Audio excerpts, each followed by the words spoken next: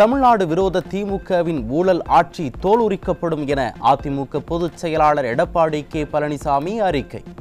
திமுகவின் ஊழல் ஆட்சி தோலுரித்து மக்களின் பேராதரவோடு அதிமுக தலைமையிலான கூட்டணி 2026 சட்டமன்ற தேர்தலில் வெற்றி வாகை சூடும் என்றும் ட்வீட்.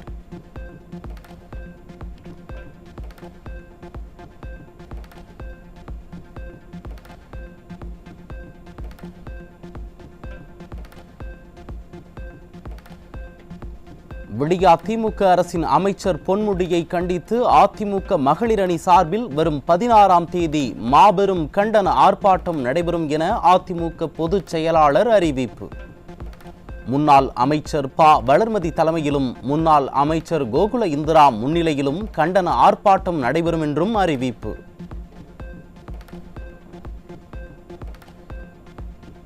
அதிமுக பொதுச் செயலாளர் எடப்பாடி கே பழனிசாமி தலைமையில் சட்டமன்ற தேர்தலை சந்திக்க உள்ளோம். வரும் சட்டமன்ற தேர்தலில் அதிமுக பாஜக கூட்டணி அதிக இடங்களில் வெற்றி பெறும் என உள்துறை அமைச்சர் அமித்ஷா உறுதி.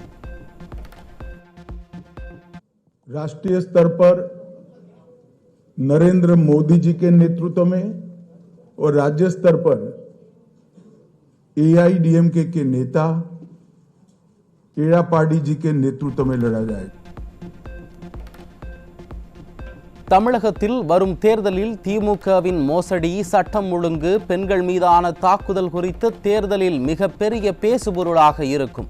மதுவான கொள்ளையில் நடைபெற்றுள்ள 39,000 கோடி ஊழல் உள்ளிட்டவை குறித்து முதல்வர் ஸ்டாலினும் துணை முதல்வர் உதயநிதியும் பதில் சொல்லியே ஆக வேண்டும் என உள்துறை அமைச்சர் அமித்ஷா ஆவேசம்.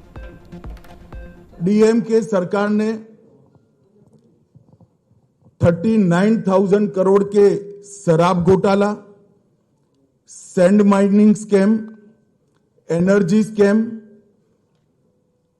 ईएल कॉट स्कैम, ट्रांसपोर्ट का scam, money laundering scam, nutrition kit scam, free dhoti scam, cash for job, red sand smuggling और मनरेगा स्कैम. इसके अलावा भी बहुत सारे स्कैम का जवाब पहले तमिलनाडु की जनता को देना चाहिए. तमिलनाडु की जनता स्टालिन और उदयनिधि से एक करप्शन का जवाब मांगती है. மக்களின் கவனத்தை திசை திருப்பவே நீட் பிரச்சனையை திமுக கையில் எடுக்கிறது. தமிழ் என கூறும் திமுக மொழியின் வளர்ச்சிக்காக என்ன செய்தது என மத்திய உள்துறை அமைச்சர் அமித்ஷா கேள்வி. देखिए, नीट का इश्यू भी ये लोग ध्यान भटकाने के लिए खड़ा कर रहे हैं और डिलिमिटेशन का इश्यू भी ये लोग ध्यान खड़ा कर रहे हैं. அதிமுகவுடன் பேச்சுவார்த்தை நடத்தி பொது செயல் திட்டத்தின் கீழ் செயல்படுவோம். தொகுதி பங்கீடு குறித்து பின்னர் முடிவு செய்யப்படும் என்றும் மத்திய உள்துறை அமைச்சர் அமித்ஷா பேட்டி. सीटों की संख्या और सरकार बनाने के बाद मिनिस्ट्री का बंटवारा दोनों यूनिट्स हमारे साथियों के साथ बैठकर बाद में तय करेंगे. அதிமுக உட்கட்சி விவகாரத்தில் பாஜக ஒருபோதும் தலையிடாது. மத்திய உள்துறை அமைச்சர் அமித்ஷா பேட்டி. एआईडीएमके के इंटरनल अफेयर्स में हमारा कोई इंटरफियरेंस नहीं होगा. जहां तक एनडीए के साथी दलों का सवाल है, एआईडीएमके और बीजेपी का तमिलनाडु यूनिट बैठकर तय करेगा. தீய சக்தி திமுகவை விரட்டி 2026ஆம் ஆண்டு சட்டமன்ற தேர்தலில் அதிமுக பாஜக கூட்டணியே வெற்றி பெறும். பாஜகவுடனான கூட்டணி பேச்சுவார்த்தையை அடுத்து அதிமுக பொதுச் செயலாளர் எடப்பாடி கே பழனிசாமி உறுதி. தமிழ்நாட்டின் வளர்ச்சிக்கான புதிய சகாப்தத்திற்கு அடித்தளம் அமைக்க அதிமுக பாஜக கூட்டணி ஒன்றுபட்டுள்ளது. வலுவான பிரகாசமான தமிழ்நாட்டை உருவாக்குவதற்கான தொலைநோக்கு பார்வை மற்றும் உறுதியான தீர்மானத்துடன் முன்னேறுகிறோம் என அதிமுக பொதுச் செயலாளர் அறிக்கை.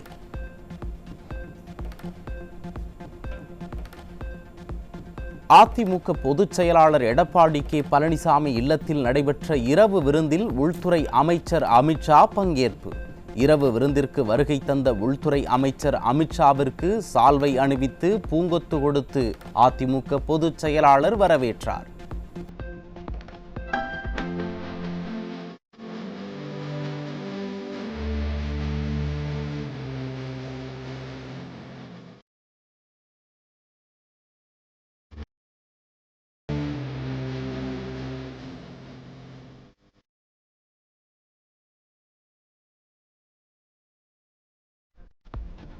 தேசிய ஜனநாயக கூட்டணி என்ற குடும்பத்தில் அதிமுக இணைந்திருப்பது மகிழ்ச்சி அளிப்பதாக பிரதமர் நரேந்திர மோடி பெருமிதம். தேசிய ஜனநாயக கூட்டணியின் இதர கூட்டாளிகளுடன் ஒன்றிணைந்து நாம் தமிழ்நாட்டின் முன்னேற்றத்தின் உச்சங்களுக்கு கொண்டு செல்வோம் என்று ட்விட்டரில் பதிவு. மாமனிதர் புரட்சி தலைவர் எம்ஜிஆர், புரட்சி தலைவி ஜெயலலிதாவின் தொலைநோக்கு பார்வையை செயல்படுத்தும் ஓர் அரசை நாம் உறுதி செய்வோம். தமிழ்நாட்டின் நலனிற்கும் முன்னேற்றத்திற்கும் தமிழ் கலாச்சாரத்தின் தனித்துவத்தை பாதுகாப்பதற்கும் திமுகவை வீழ்த்துவோம் என்றும் பிரதமர் நரேந்திர மோடி ட்விட்டரில் பதிவு. ஊழல் மலிந்த பிரிவினைவாத திமுகவினரை வீழ்த்துவது முக்கியமானது. அதனை நமது கூட்டணி செய்து முடிக்கும் என்று பிரதமர் நரேந்திர மோடி ட்விட்டர் பதிவு. கன்னியாகுமரி மாவட்டம் வெள்ளிச்சந்தை அருகே திருமணம் செய்து கொள்வதாக ஆசை வார்த்தை கூறி 16 வயது சிறுமிக்கு பாலியல் வன்கொடுமை. சிறுமிகளுக்கு எதிரான குற்றங்கள் நாளுக்கு நாள் அதிகரித்து வருவதால் பெற்றோர் அச்சம். சென்னை அண்ணா நகரில் காப்பகத்தில் தங்கி படித்து வந்த 17 வயது சிறுமியை கடத்தி பாலியல் தொல்லை தந்த இளைஞர் போக்சோ சட்டத்தில் சிக்கினார். எதிர்க்கட்சித் தலைவர் எடப்பாடி கே பழனிசாமி கூறுவது போல் தமிழ்நாட்டில் சிறுமிகளுக்கு துளியும் பாதுகாப்பு இல்லை என்பது மீண்டும் மீண்டும் நிரூபணம். கடலூர் மாவட்டம் புவனகிரி அருகே இருவேறு இடங்களில் 17 வயது சிறுமிகள் இருவருக்கு பாலியல் வன்கொடுமை நடந்த கொடூரம். இரு சிறுமிகளும் கர்ப்பமான நிலையில் தலைமறைவாக உள்ள சந்துரு மற்றும் வினித் ஆகியோருக்கு வலைவீச்சு. செங்கல்பட்டு மாவட்டம் கூவத்தூர் அருகே மாற்றுத்திறனாளி பெண்ணிற்கு பாலியல் வன்கொடுமை அரங்கேறிய நிலையில் சிகிச்சைக்காக அரசு மருத்துவமனையில் காத்திருந்த அவலம். பெண்ணை கர்ப்பமாக்கிய நபர் தலைமறைவான நிலையில் பாலியல் வன்கொடுமை சம்பவங்களுக்கு எதிராக அப்பா ஸ்டாலின் என்ன நடவடிக்கை எடுக்கப் போகிறார் என மக்கள் கேள்வி.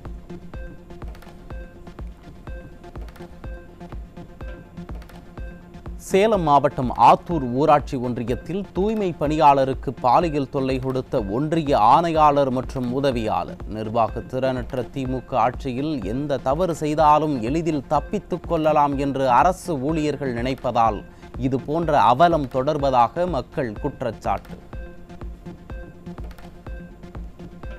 திருவண்ணாமலையில் பொதுக்கூட்ட மேடையில் பெண்களை அவதூறாக ஹிந்தி பாடலை மேற்கோள் காட்டி பாடிய அமைச்சர் ஏவ வேலு. பொன்முடிக்கு எதிராக பொங்கிய கனிமொழி ஏவ வேலுவுக்கு எதிராக பேசுவாரா என மக்கள் கேள்வி. சிவன் கோயிலையும் வைஷ்ணவ கோயிலையும் போய் சோனிக்கே பீச்சே பீச்சே ஜோனிக்கே பீச்சே பீச்சேன்னு பாட முடியுமா? நல்ல யோசனை. சிவன் கோயிலையும் வைஷ்ணவ கோயிலையும் போய் சோனிக்கே பீச்சே பீச்சே ஜோனிக்கே பீச்சே பீச்சேன்னு பாட முடியுமா? நல்ல யோசனை.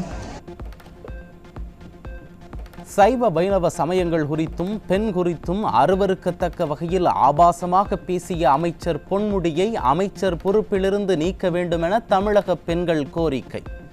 அரசியல் சாசன சட்டத்தை மீறி பேசிய பொன்முடியை அமைச்சர் பதவியிலிருந்து நீக்காமல் அவரை ஸ்டாலின் பொத்தி பொத்தி பாதுகாப்பது ஏன் என மக்கள் கேள்வி.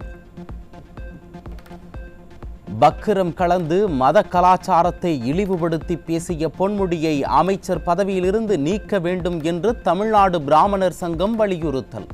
அரசியலமைப்பு சட்டத்தை மீறி தொடர்ந்து சர்ச்சைக்குள்ளான கருத்துக்களை கூறி வரும் பொன்முடி மீது நடவடிக்கை எடுக்க முதல்வர் தயங்குவது ஏன் என்றும் கேள்வி. விழுப்புரம் மாவட்டம் செஞ்சி அருகே மதுவிற்கு அடிமையாகி வேலைக்கு செல்லாமல் வெட்டியாக சுற்றித் திரிந்ததை கண்டித்த தந்தையை வெட்டி கொலை செய்த மகன். விடியா திமுக ஆட்சியில் சட்டம் ஒழுங்கு சந்தி சிரிப்பதாக பொதுமக்கள் விமர்சனம்.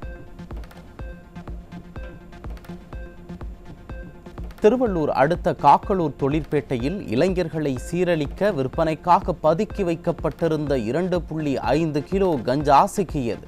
தொழிலாளர்கள் இளைஞர்களிடம் கஞ்சா விற்பனையில் ஈடுபட்ட வட மாநில இளைஞர் சிக்கினார்.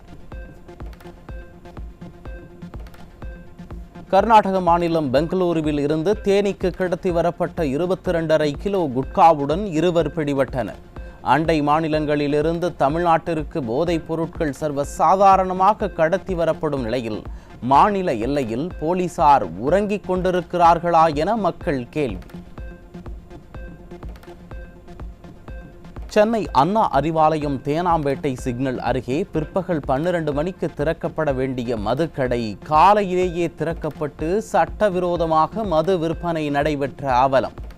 நாங்கள் ஆட்சிக்கு வந்தால் ஒரு சொட்டு மது கூட இருக்காது என கூறிய விடியா திமுக அமைச்சர்கள், எம்பிக்கள் தங்கள் கட்சி அலுவலகம் அருகிலேயே சட்டவிரோதமாக நடக்கும் மது விற்பனையை கண்டுகொள்ளாதது ஏன் என மக்கள் கேள்வி.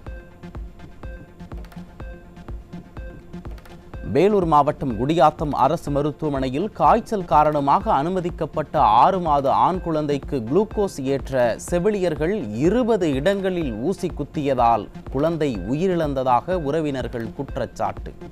ஸ்டாலினின் திராவிட மாடல் ஆட்சியில் அரசு மருத்துவமனைகள் உயிரை கொல்லும் மருத்துவமனைகளாக மாறிவிட்டதாக மக்கள் குற்றச்சாட்டு. காஞ்சிபுரம் மாவட்டம் ஓரகடம் அருகே தெருநாய்க்கடிக்கு சிகிச்சை பெற்று வந்த சிறுவன் உயிரிழந்ததால் பெற்றோர் அதிர்ச்சி. நிர்வாக திறனற்ற திமுக ஆட்சியில் நாய்க்கடியால் தினந்தோறும் ஏராளமானோர் பாதிக்கப்படும் நிலையில் முதல்வர் ஸ்டாலின் என்ன நடவடிக்கை எடுக்கப் போகிறார் என மக்கள் கேள்வி. திருப்பத்தூர் மாவட்டம் ஆம்பூர் அரசு மருத்துவமனையில் மழைநீர் தேங்கி நின்றதால் நோயாளிகள் மற்றும் மருத்துவ பணியாளர்கள் கடும் அவதி. கட்டிடத்தின் மேல்தளத்தில் இருந்து மழைநீர் ஒழுகுவதால் அச்சத்துடன் நடந்து செல்லும் நிலையில் மாரத்தன் புகழ் அமைச்சர் நடவடிக்கை எடுப்பாரா என மக்கள் கேள்வி.